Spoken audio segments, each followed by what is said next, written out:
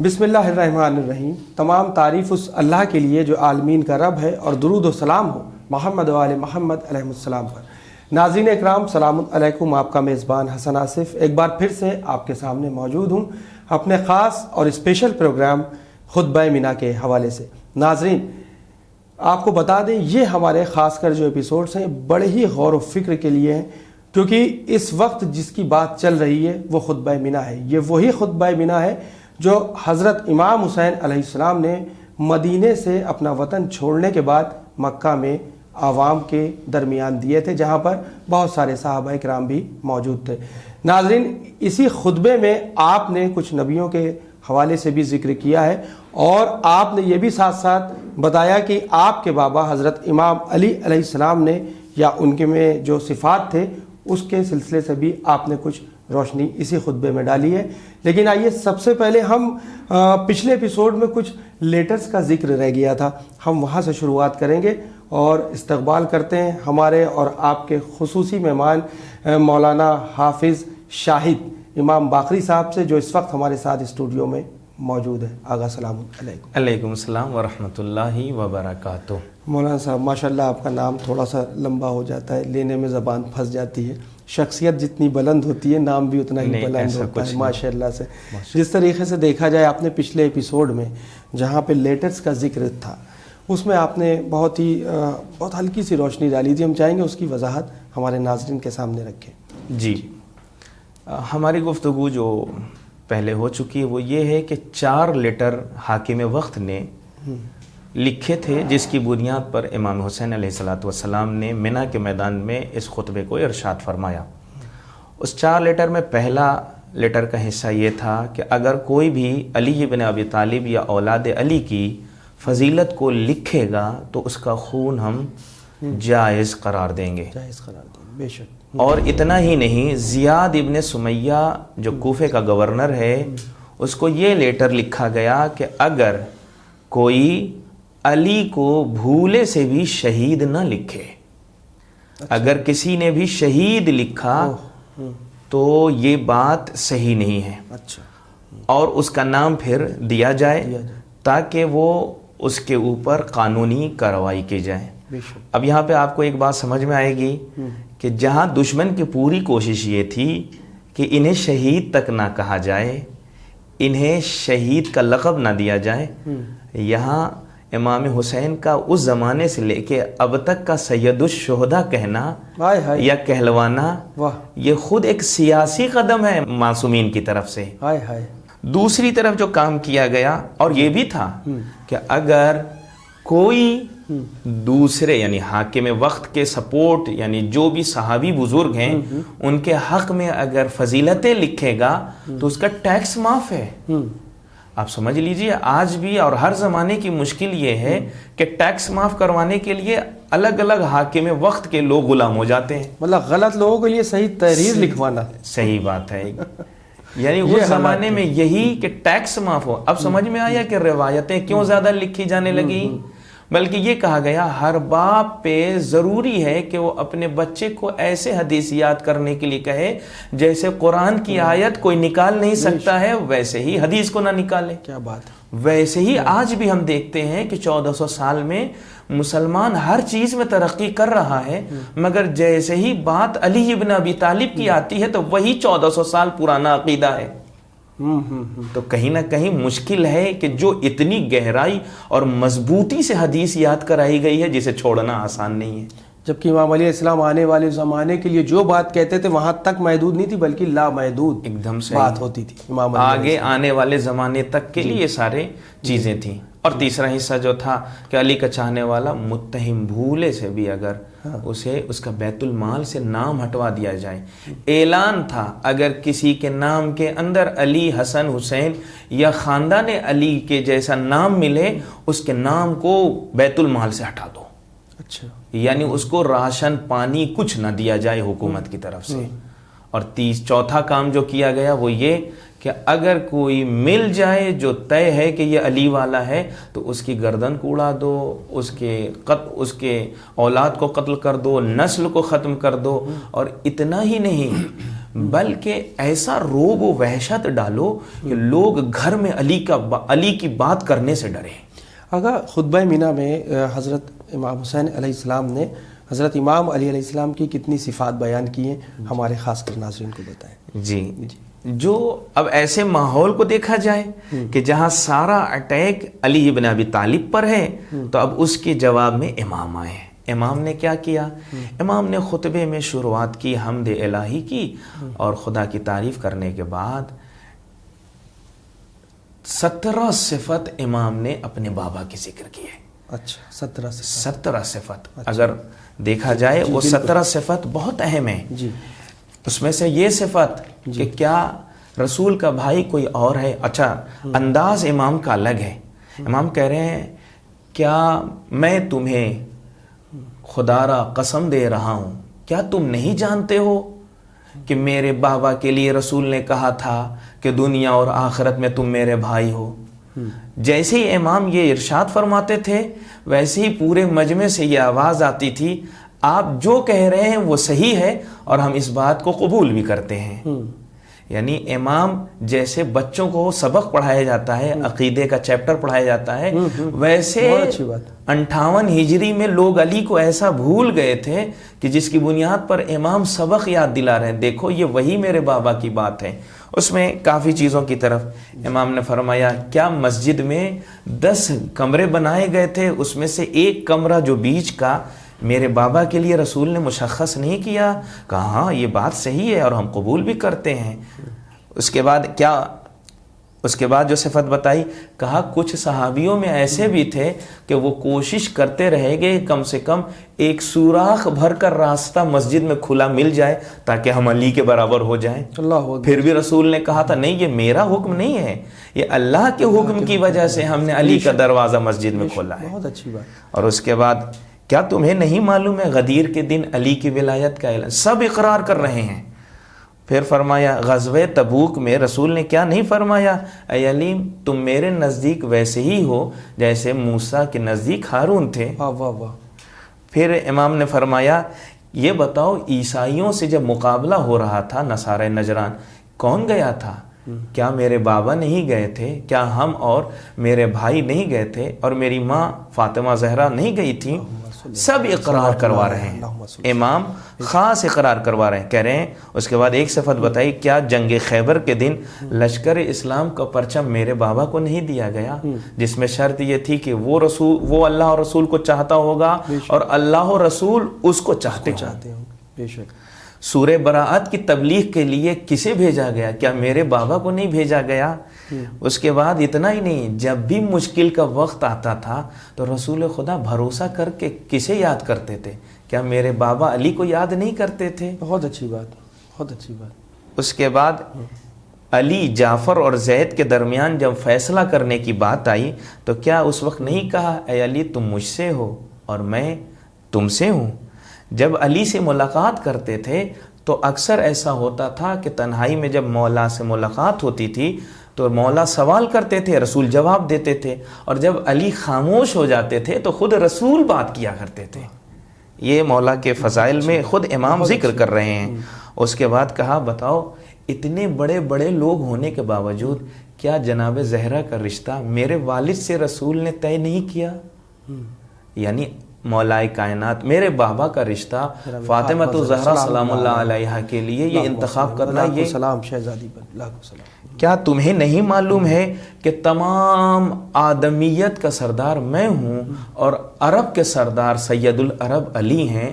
النساء العالم جنت کے عورتوں کی سردار کیا شہزادی فاطمہ زہرا نہیں ہے؟ اور ہم جوانان جنت کے سردار نہیں ہیں؟ سب اقرار کر رہے ہیں، اور ساری صفات سے پہلے امام بار بار کہہ رہے ہیں کہ میں تمہیں اللہ کی قسم دیتا ہوں، کیا تمہیں نہیں معلوم ہے؟ سب آخر میں کہہ رہے ہیں، اس لیے یاد رہے شاید قسم کی وجہ سے آخر میں یہ لوگ اقرار کر رہے ہوں گے، امام واسطہ دے رہے ہیں بار بار۔ اس کے بعد امام نے فرمایا کیا رسول نے اپنے جنازے کے لیے کسے کہا تھا اے علی تم میرے جنازے کو غسل دینا، جبریل تمہارا ساتھ دیں گے؟ سب نے کہا ہاں آپ جو کہہ رہے ہیں وہ صحیح ہے۔ کیا رسول جو آخری وقت میں جا رہے تھے تو حدیث ثقلین جو کہا تھا کہ گمراہ نہ ہوگے اگر تم نے یہ مضبوطی سے اہل بیت اور قرآن کو پکڑ لیا؟ سب نے کہا ہاں جو آپ کہہ رہے ہیں وہ صحیح ہے، ہم اسے قبول بھی کرتے ہیں۔ اس کے بعد امام نے ارشاد فرمایا کیا رسول نے یہ نہیں فرمایا تھا کہ علی سے بغض کرنے والا مجھ سے محبت نہیں کر سکتا؟ اگر کوئی یہ کہے کہ میں رسول کا چاہنے والا ہوں اور وہ علی کا دشمن ہے یا بغض بھی کرتا ہے علی سے، تو یہ ممکن ہی نہیں کہ وہ رسول کا چاہنے والا ہو۔ بہت اچھی بات، بڑھ کے پوچھنے والے بہت اہم نقطہ ہے، بہت اہم نقطہ ہے۔ بڑھ کے پوچھنے والے نے پوچھ لیا یہ کیسے؟ کہا تمہیں معلوم نہیں میں علی سے ہوں، علی مجھ سے ہے، علی کی محبت میری محبت ہے، علی کو کسی نے ناراض کیا اس نے مجھے ناراض کیا، اور جس نے مجھے ناراض کیا اس نے خدا کو ناراض کیا۔ یہ 17 صفت رسول خدا کے ذریعے اپنے بابا کی امام حسین علیہ الصلوۃ والسلام صحابیوں اور تابعین کے درمیان بتا رہے ہیں، اور ایک سبق کی طرح، تاکہ علی کو جیسے بھلایا گیا ہے پھر سے انہیں یاد کیا جائے۔ بے شک بہت اچھی بات، یہ 17 صفت آپ نے بیان کی، اور بیان کون کر رہا ہے؟ نواسہ رسول حضرت امام حسین علیہ السلام کس کی صفات بیان کر رہے ہیں؟ یعنی اس صفات میں صرف مولائی مشکل کشا ہی نہیں شامل ہے، رسول اللہ بھی شامل ہے، نبی کا بھی ذکر آ گیا ہے نا، سب کا ذکر آ گیا۔ لیکن وہاں پر اتنا مجمع جو بیٹھا تھا، جب ایک خطبہ دیا جاتا ہے یا خطبہ بیان کیا جاتا ہے تو اس پر لوگ سنتے ہیں اور عمل بھی کرتے ہیں، اور جو رد عمل ہے وہ بھی اپنا سامنے رکھتے ہیں۔ تو وہاں پہ جتنے لوگ تھے ان کا کیا مطلب سننے کے بعد کچھ اثر انداز تھے، اثر ہوا، یا پھر سب سن کے چلے گئے تھے؟ دیکھیے یہاں پہ میں نے پہلے ایپیسوڈ میں ذکر کیا تھا کہ امام نے 20 مرتبہ قسم کھائی ہے۔ ایسے خود امام اگر اپنی بات رکھیں یہ خود حجت ہے، اس کے لیے دلیل کی ضرورت نہیں ہے کہ امام نے کیا کہا ہے۔ امام جو کہہ رہے ہیں یہ خود حجت ہے، مگر اپنی بات کو لوگوں کے ذہن میں پہنچانے کے لیے امام نے 20 مرتبہ قسم کھائی ہے۔ اور صرف قسم کھائی ہے یہ نہیں، بلکہ یہ کہا ہے اسے لکھو، یاد کرو، اور اپنے گھر جا کر پڑھے لکھے لوگوں کے درمیان اسے ذکر کر دینا۔ مگر آپ اس طرف بھی متوجہ اگر انسان ہو جائے تو دیکھ سکتا ہے اگر سب نے جا کے اپنے گھر بتایا ہوتا تو یقیناً 61 ہجری میں امام حسین کا قتل نہ ہوتا۔ بے شک امام حسین کا قتل ہونا یہ بتا رہا ہے کہ لوگوں نے وہاں کہا، غدیر کی طرح کہا کہ ہاں آپ ہمارے آقا اور مولا ہیں، اور غدیر کے بعد جب گھر پہنچے تو بھول گئے۔ ویسے ہی مینا کے میدان میں سے جب واپس گئے ہیں افراد تو بھول گئے، تبھی تو امام حسین کو مجبوراً مدینہ چھوڑنا پڑا۔ بے شک بہت اچھی بات آپ نے کی۔ کوفے کا ماحول تو بڑا ہی عجیب تھا، سب کو معلوم ہے، کیونکہ وہاں پر ایک فاسق و فاجر تخت نشین تھا۔ ابن زیاد نے جب حضرت امام حسین علیہ السلام کے خلاف جو دلیل دی تھی تو اس وقت میثم تمار کا کیا جواب تھا؟ جی کا کیا جواب تھا؟ جی ابن زیاد، عبید اللہ ابن زیاد تاریخ کا وہ نام ہے کہ جسے سب جانتے ہیں، اور اسے پلان کے ساتھ بھیجا گیا تھا، مگر آتے وقت اس نے ایک چال چلی تھی۔ جناب مسلم بن عقیل کے جانے کے بعد کوفے میں یہ خبر عام تھی کہ امام حسین آنے والے ہیں۔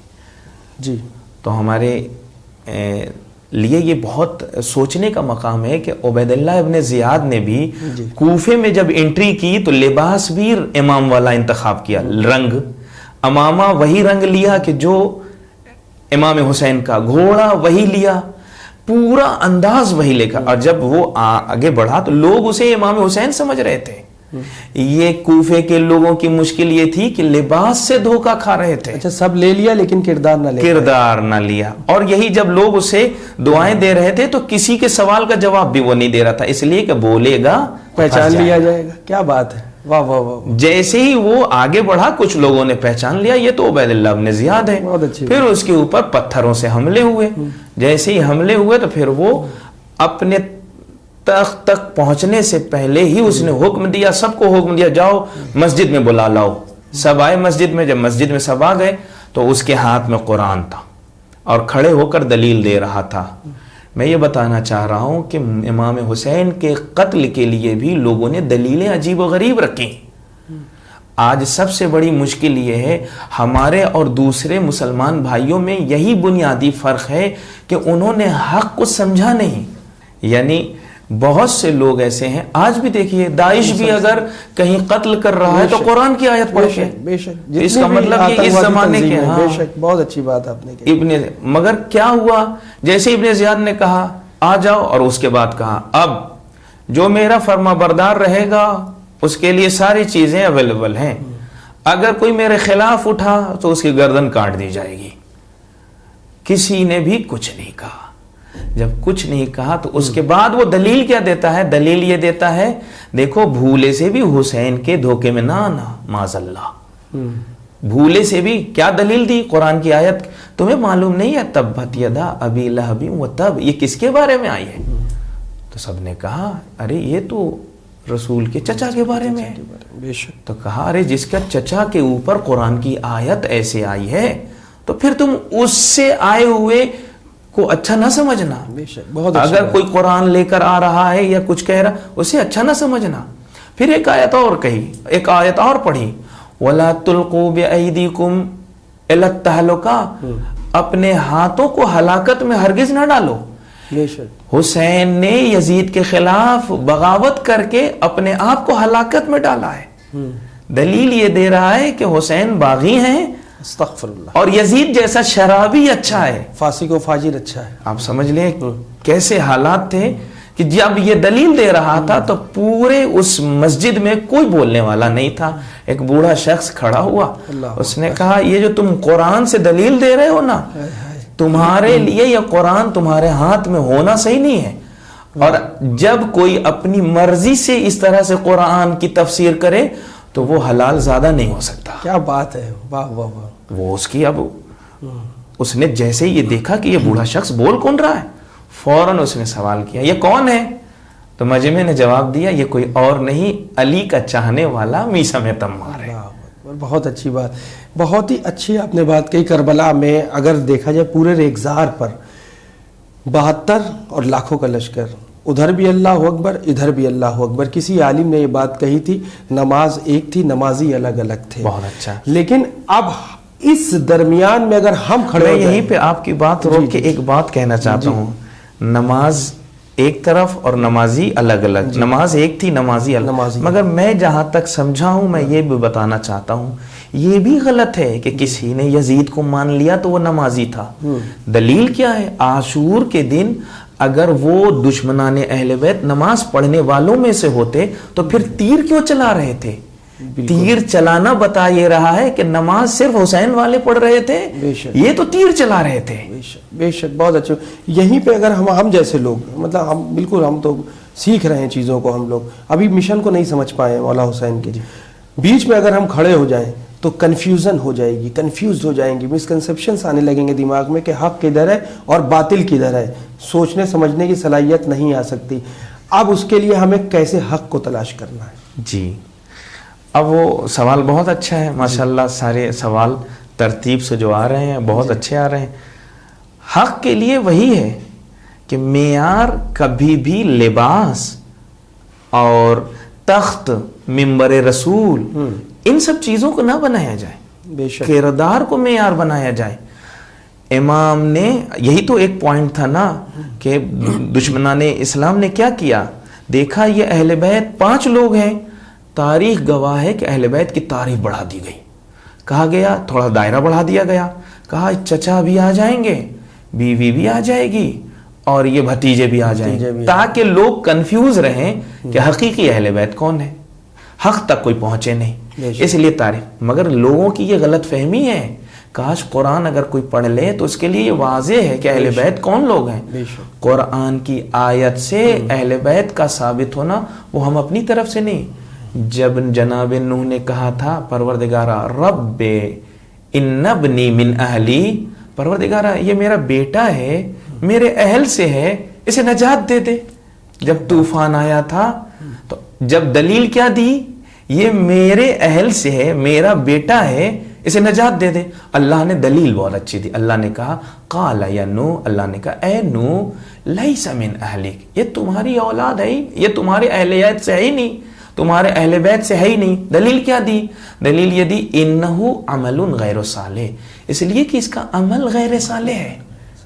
بہت سے لوگ یہ ہے کہ رشتہ داریوں میں اہل بیت کو تلاش کر رہے ہیں، بلکہ اہل بیت کردار کی بنیاد پر ہے. آپ نے بہت اچھی بات کہی، کردار کی بنیاد. اسی لیے ہم آج بھی لوگوں سے کہتے ہیں تم جسے بھی اہل بیت میں ثابت کرنا چاہتے ہو کرو، مگر ایک معیار قرآن نے رکھا، ان کا کردار بتا دو. بے شک اگر کردار اچھا ہے تو ہم انہیں اہل بیت مان لیں گے. بے شک. اسی لیے امام حسن، امام حسین، جناب فاطمہ الزہرا سلام اللہ علیہا مولا کائنات، یہ سب پہلے کردار سے اچھے ہیں، تب رسول نے اہل بیت میں ڈالا. کیا بات ہے. یعنی یہی تو بات آئی تھی غدیر میں کہ جب کسی نے سوال کیا، کسی نے کیا سوال کہ یا علی ہی کیوں، علی ہی کیوں رسول اللہ سے، تو رسول اللہ نے یہی تو کہا تھا تقوی. جی صحیح بات. پرہیزگاری. امام علی کی سب سے زیادہ تو کردار کے ہی اوپر روشنی ڈالی گئی تھی. وہی آج بھی یہ زمانے میں کہ لوگ ناموں پہ زیادہ دھیان دے رہے ہیں، غیر سادات، سادات میں سادات، غیر سادات میں، یہ سب جو آج کل چل رہا ہے، استغفر اللہ بات کہنا پڑتی ہے، لیکن ہم اپنے کردار میں ان چیزوں کو ڈھونڈیں. فی الحال آگا وقت کی کمی ہے، انشاءاللہ ہم اگلے ایپیسوڈ میں پھر حاضر ہوں گے، موجود رہیں گے اور آپ سے کچھ اور سوالات ہیں ان کے جوابات جاننے کی کوشش کریں گے. تو ناظرین، آپ کو ہمارا یہ والا ایپیسوڈ بھی کیسا لگا یہ ضرور ہمیں آپ بتائیں، اور دیکھتے رہیں ہمارے یہ خاص کر جو پروگرامز ہیں.